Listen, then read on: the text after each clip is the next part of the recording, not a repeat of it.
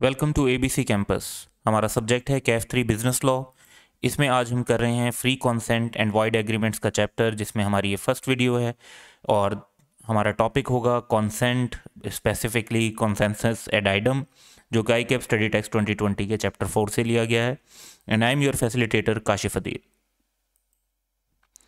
तो first section जो इस चैप्टर का है, चैप्टर नंबर 4 का, इस सेक्शन में 3 कंटेंट हैं। कंसेंट के ऊपर है पहला कंटेंट, जो हम इस वीडियो में कवर करेंगे, और कोर्जन और अनड्यू इन्फ्लुएंस को हम अपनी नेक्स्ट 2 वीडियोस के अंदर कवर कर रहे होंगे। सबसे पहले कंसेंट की डेफिनेशन इंपॉर्टेंट है, और उसके बाद हम उसको कॉन्सेंसस एडाइडम, जो कि लैटिन वर्ड है फॉर द कंसेंट, उसको डिस्कस करेंगे। 2 persons are said to consent when they agree upon the same thing in the same sense। तो एग्री कर रहे हों सेम चीज़ पर सेम सेंस में, तो फिर कहा जाएगा कि वो उन लोगों की कॉन्सेंट है। Thus, the analysis of above definition reveals that both the parties must be at the same frequency of mind at the time of entering into a contract। और इसको लैटिन में consensus ad idem कहा है। तो ये तो हो गया कि जी कॉन्सेंट की डेफिनेशन क्या है। अब ये भी देखना होगा कि अगर कॉन्सेंट ना हो तो क्या होगा। तो हमारा पॉइंट है effect of absence of consent.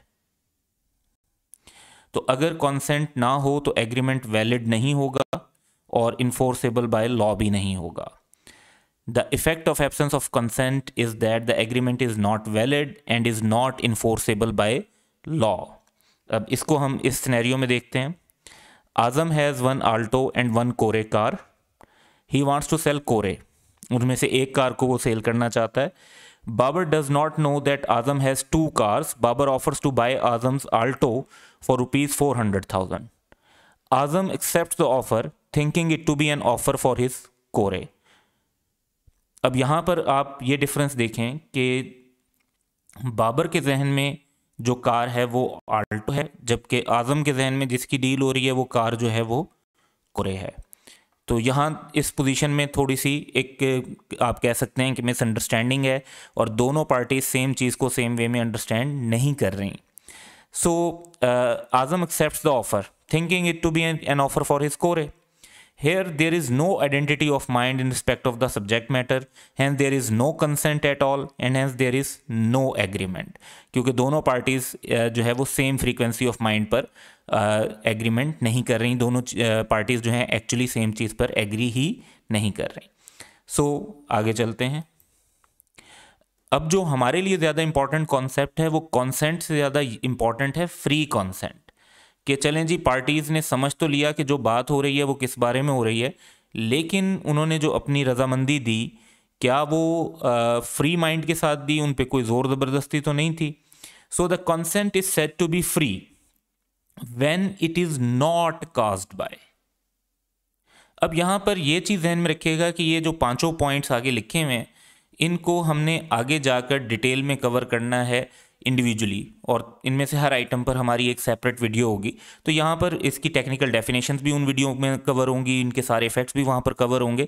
यहाँ पर हम इनको बहुत ब्रीफली डिस्कस कर रहे होंगे, लेकिन इनकी काफ़ी ज़्यादा डिटेल जो है वो इनकी रिस्पेक्टिव जो वीडियोज़ होंगी उनके अंदर कवर की जाएंगी। तो सबसे पहला आइटम है जी कोर्जन।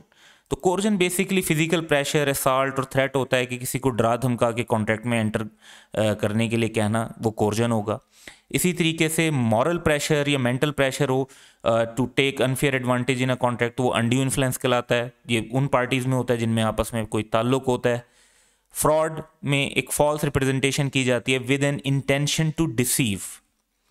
मिस रिप्रेजेंटेशन में भी फॉल्स रिप्रेजेंटेशन होती है, लेकिन वो इंटेंशन टू डिसीव के साथ नहीं होती।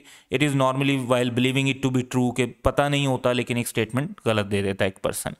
और मिस्टेक को डिफाइन कर सकते हैं आप, to be wrong about something, कि आपका किसी चीज़ के बारे में जो जहन था वो गलत था, जो आपके जहन में उसका कॉन्सेप्ट था वो गलत था, तो ये मिस्टेक की डेफिनेशन के अंदर आएगा। सो फ्री कॉन्सेंट ना हो तो उसका इफेक्ट क्या होगा? वैसे तो ये हर जो ये हमने 5 आइटम जब हम इंडिविजुअली डिस्कस करेंगे तो इन सब के अंदर जाकर डिटेल में डिस्कस होगा कि फ्री कॉन्सेंट जब नहीं होती तो क्या इफेक्ट होगा, लेकिन अभी भी हम उसको डिस्कस करेंगे। So effect of absence of free consent. The effect of absence of free consent is that contract becomes voidable, except in case of mistake. Mistake की सिचुएशन में वो वाइड भी हो सकता है और वैलिड भी हो सकता है. जो बाकी चार हैं, coercion, undue influence, fraud, misrepresentation, उन चारों में वाइडेबल होगा. मिस्टेक के अंदर कुछ सिचुएशंस होंगी जिसमें वाइड होगा और कुछ सिचुएशंस ऐसी होंगी जिसमें वैलिड हो सकता है, depending upon the nature of the mistake. तो वो हम जब मिस्टेक के ऊपर वीडियो करेंगे तो उसमें कवर करेंगे कि कब वाइड और कब वैलिड होगा. अभी हम इन जनरल जो डिस्कस करेंगे वो इसका वाइडेबल वाला पॉइंट डिस्कस करते हैं. A widow was threatened to adopt a boy, otherwise her husband's dead body would not be allowed to be removed from cremation. The widow adopted the boy.